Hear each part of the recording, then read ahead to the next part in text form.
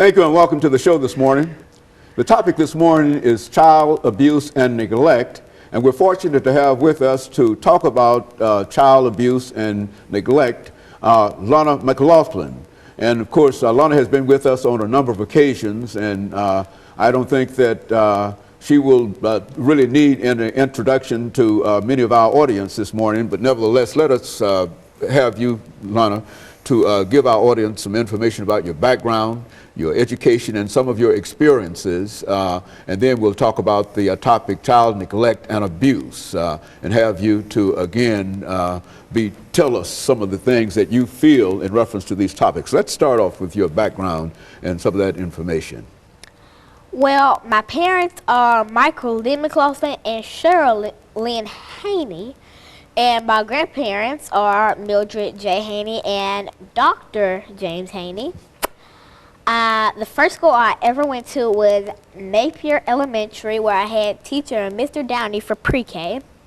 The second school I went to was Alex Green, and for kindergarten I had Mrs. Harfield, and for first grade I had Miss Jennifer Berry. For second grade I went to Glenham's Option Elementary. For third grade, I had Wendy Anderson. Now I'm currently in fourth grade, and my teacher's name is Caitlin Astrew at Robert Churchill Magnet Museum Elementary. And so you've been to a number of schools in your young career, and what were some of the activities that you became involved in while you were at these schools?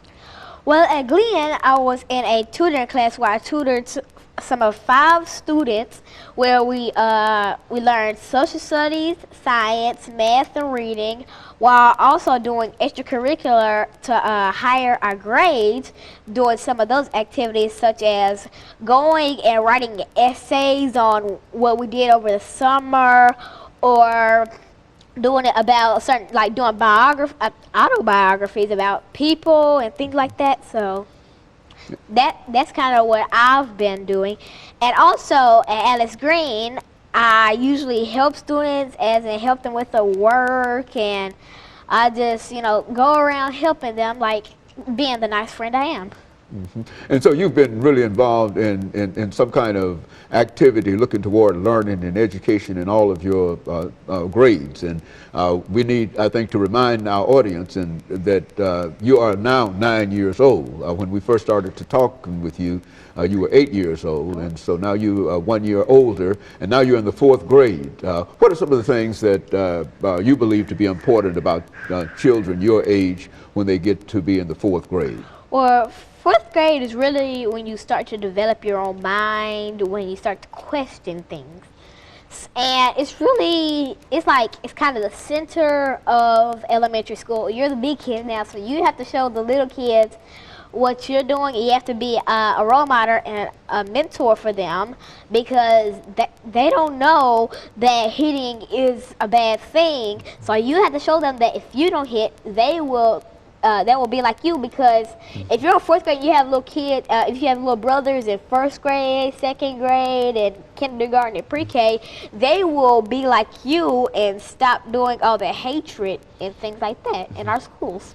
And so in a real sense, you're telling us, Alana, as we make preparations to get into the topic today, child neglect and abuse, you're telling us that you're very, very sensitive to this whole issue of child abuse and neglect, and that you've worked with a number of young children in a real sense. And that's one of the reasons we wanted to talk to you, because we wanted you to sort of serve as an example to what young children can do in reference to that.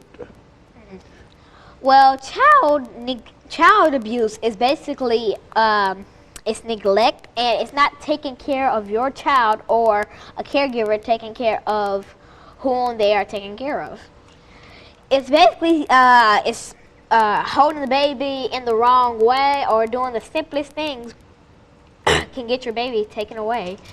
I would also like to talk about the Charles Lindbergh case. In 1932, Charles Lindbergh Jr., he was 18 months, and he went missing, only to over 2 months later, they found him, for he was shot a mile away from their home by who was found to be guilty, Bruno Hauptmann.